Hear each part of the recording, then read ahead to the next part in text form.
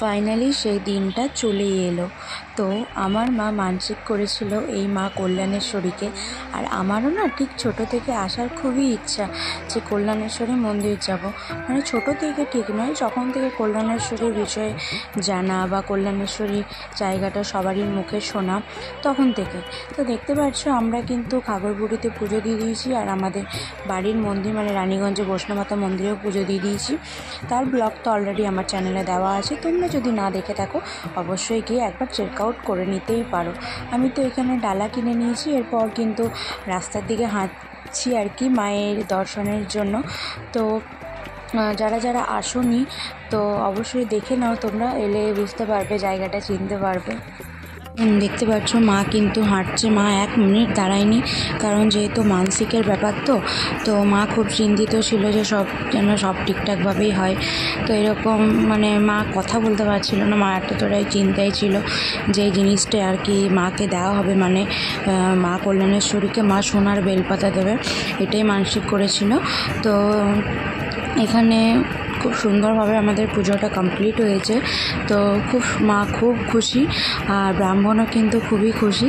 তো প্রত্যেকটা ব্রাহ্মণ লুটোপুটি করছে, মানে দেখার জন্য নেওয়ার জন্য, ওদের ব্যাপার সেটা। তো যাই হোক, আমরা তো মন্দিরের গন্তব্যে পুরো পৌঁছে গেছি, স্থানে পৌঁছে গেছি দেখতে পাচ্ছ। আর যারা দেখোনি তারা আমার ভিডিওর মাধ্যমে দেখে নাও, অবশ্যই এখানে এসো মাকে দর্শন করে যাও। আর দেখতে পাচ্ছি এখানে একটা কোনো গাছ আছে, এখানে কিন্তু ঢিল বাঁধা যাচ্ছে আর কি, আর লাইন দিয়ে কিন্তু এখানেও পুজো দিতে হয়।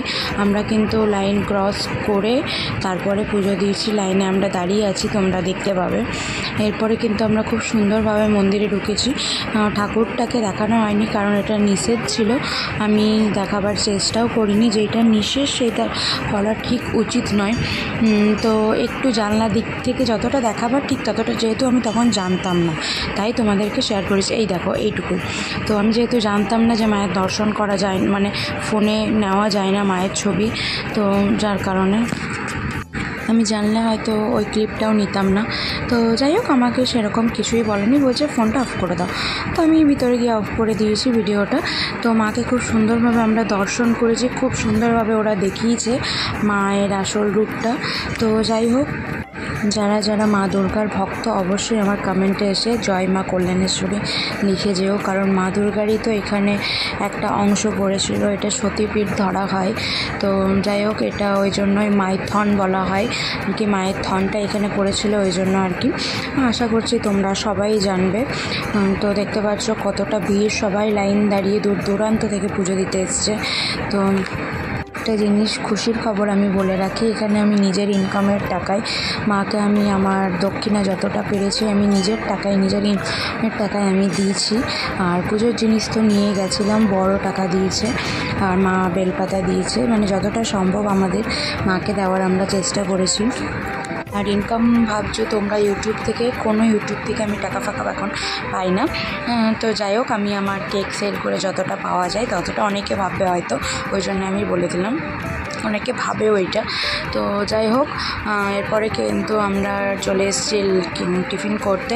এখানে বেটু নিয়ে নিয়েছে হচ্ছে ম্যাগি, ও ম্যাগির অপশান শুনে ও বলছে ম্যাগিই নেবো। আর বুনি নিয়েছে হচ্ছে কচুরি আর সবজি, আর মারা নিয়েছে চপ মুড়ি।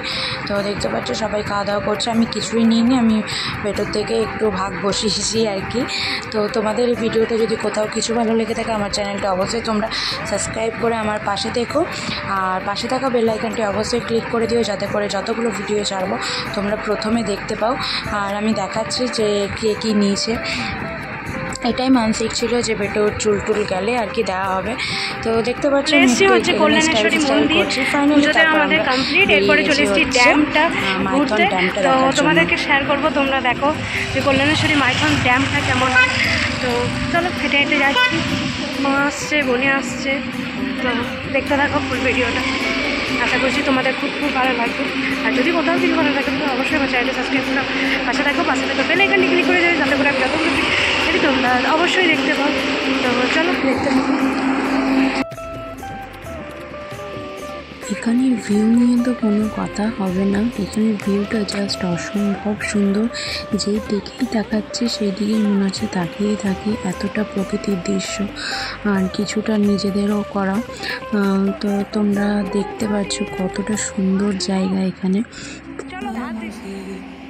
আমরা এখানে কিছু ফটোস তুলে নিয়েছি, তারপরে কিন্তু আমরা চলে গেছি হচ্ছে বোটিং করতে। নেক্সট পার্টে আমি বোটিংটা আমরা কখন করেছি, কিভাবে করেছি সবটা শেয়ার করব। আজ আসি, দেখা হবে নতুন কোনো ভিডিওর সাথে। এত দূর অবধি ভিডিওটা দেখার জন্য অনেক ধন্যবাদ। সবাই ভালো থেকো, সুস্থ থেকো, আমার চ্যানেলের পাশে।